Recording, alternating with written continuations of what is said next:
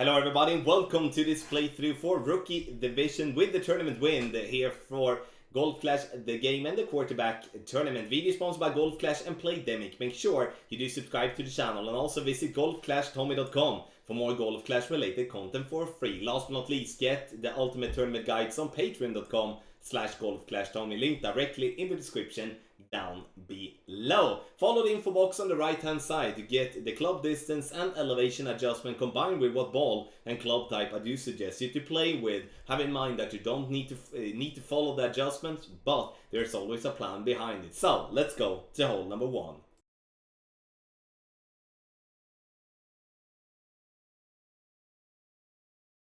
For hole number 1, we do start with the quarterback, using also a power 1 ball, which is called the Navigator. 1.5 bar topspin, half a bar of side spin to the left, and we are in complete maximum distance with the quarterback level 7. If you do play with the quarterback level 9 or 10, you need to back up 5 plus yardage and start at plus number 1.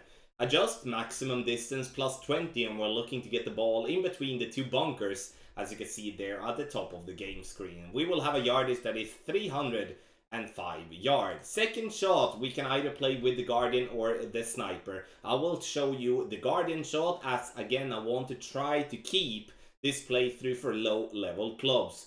5 bars of backspin, and look at my position here now. I'm approximately 4 green squares above the pin and 2 green squares to the right of the pin with my position. Medium distance plus 10 is the adjustment which we will make.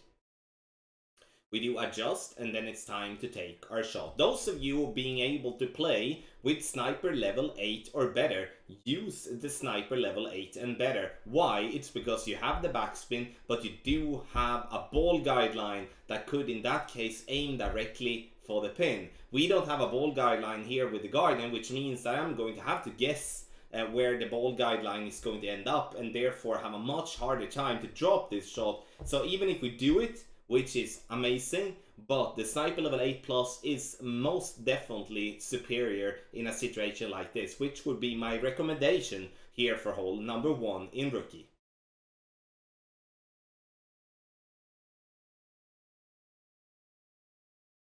For hole number 2, we shall play with a side spin 3 ball called Katana, without any type of topspin and backspin. So a 3 bar side spin to the right, we're having the yellow ring to the right by the rough line with ball guideline to the hole. This is a very good chance, and I would say this is a better chance than many of the par 4s out there, as we play into a massive funnel, which means really that you can actually drop this one with a great left and a great right with a little luck. But with a perfect and with the correct adjust, I would say that this ball will most likely drop every single time. Maximum distance plus 10 is what we are going to use, and then the ball bounces into the rough, and you can see that it rolls nicely, comes in, and now we snuck it in left side cup with a 360, but I will take it. Very good chance, if not it is especially the best chance on a par 3 from front tee, but it is very important with a side spin 3 ball, as playing with side spin 2 or side spin 1 will put you dangerously close to the rough line, and that might make you miss the rough if you hit a bad grade right.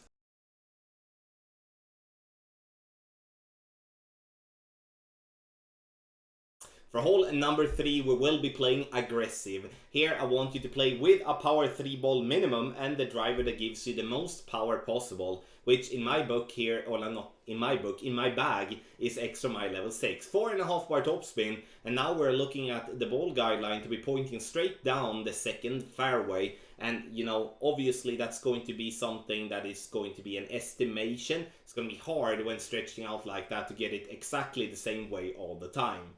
Maximum distance with a 10% over adjustment, and then we will push up to max.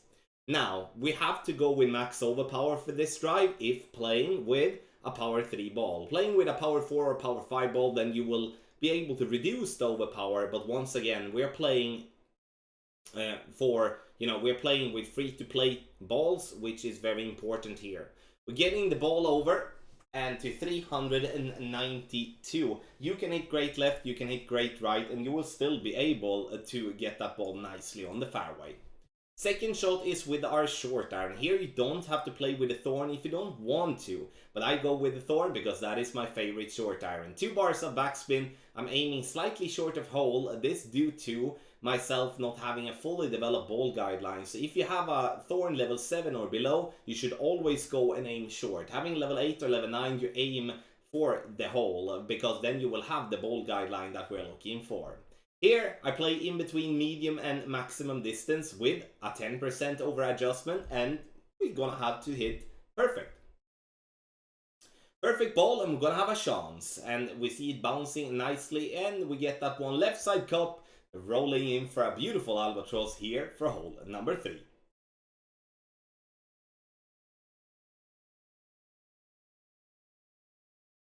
For hole number 4, we shall be starting at absolute minimum distance of our club. I'm using 1 bar of topspin, and now the difficult part comes, and that is when you do have a sniper 6 or below, you don't have a good ball guideline, and you are going to have to guess if the ball guideline is aimed at the cup or left or right, because, and you can see here in the video that sure, we're gonna get close, but now I don't really know if I was positioned too much to the left or something else happened. Sure, the result is that we will miss to the left, but at the same time it's very hard to tweak when we do have such a bad ball guideline here. Those of you playing with Sniper 7 or Sniper 8 or Sniper 9 or Sniper 10 for that matter will have a massive advantage here, as you do have the ball guideline that you can aim for the pin. 1 bar of topspin as we do have headwind, minimum distance plus 10, use a Marlin ball or a basic ball for that matter and save your better balls.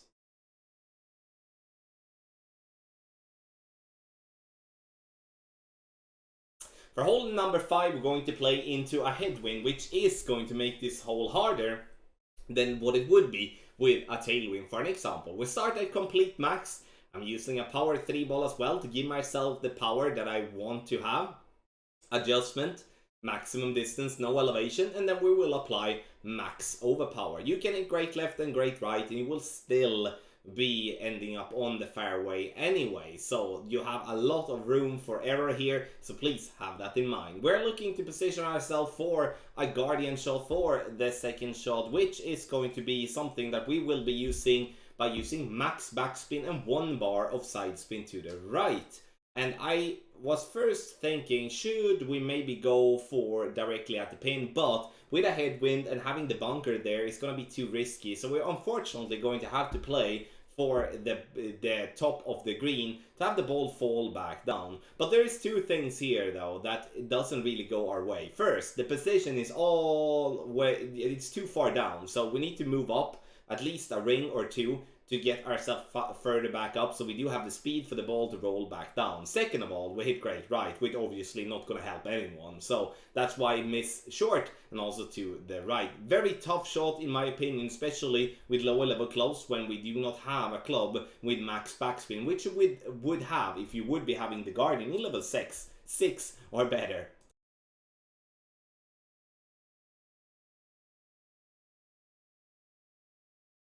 Or here we're gonna go for green, and or at least get the ball as close to the green possible. 4.5 bar topspin, 2 bar side spin to the right. I will stretch out to absolute max to see my bullseye being just cut away by the rough line there to the left. Once that is done, I will release. I will adjust maximum distance, no elevation, push up to max, and go with max overpower and half a ball of curl to the right. Here, obviously, we're playing a little lottery here, because if we do hit a bad great left or great right, we don't really know where we're gonna end up. But if we do get the ball to bounce, our first bounce on the fairway, we know that the ball is going to be down the hill somewhere. In this case, we end up on the fringe, which is gonna, you know, equal a nice and easy eagle. But sometimes you might be in the rough, sometimes you might be in the sand as well. Kind of depends. That's why, you know, I don't really like lottery holes, but with a wind like this, we're gonna have to go for it. Sure, those of you being able to play with more topspin have an easier time. You can go with less overpower. Those of you playing with a higher level power ball, you can also go with less overpower. But this is a possible shot with a power 3 ball as shown here on the video.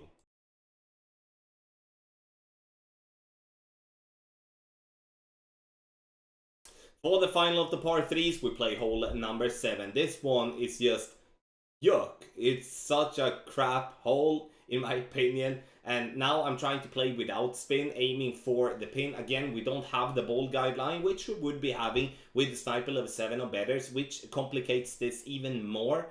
But trying to go with this one without spin, bouncing over the bunker, trying to not having to go with any curl, or also spending any ball better than a power 1 ball in this scenario. Perfect ball, and you will see the ball here bouncing on the fairway, and we get up towards the pin, but catch that weird glitch which makes that ball just go shot like a cannon through there and miss that 1 mile. So what could we do here then? We could actually add half a bar of backspin and then add a little bit more adjustment, which I've done in the info box. Max plus 10, but to be completely honest with you all, this is a birdie hole, and a hole-in-one should be considered a massive bonus.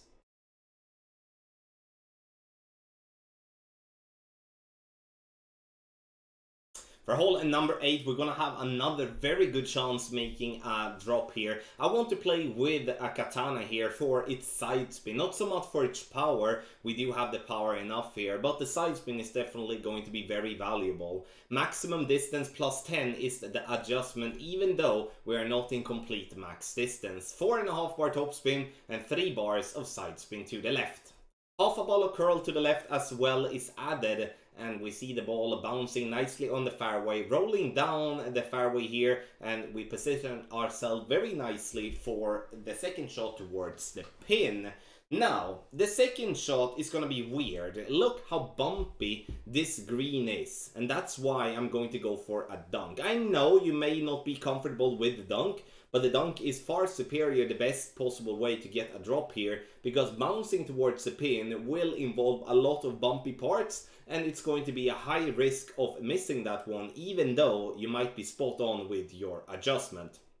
Here, for the second shot, I play in between medium and maximum distance, with a 10% over adjustment here as well. And it is very important, in my opinion, for you to aim at the back end of the cup. You need to have the blue arrows at the back end of the cup. So if you don't know what I mean with the blue arrows, rewind, pause, and take a look at the blue arrows, because they are hard to miss. And look at that position, because otherwise you will most likely fall short, which is one of the biggest things with dunks, that it is very easy to fall short. But that's why we aim back end of the cup, and then we're gonna have a nice time here for hole number 8.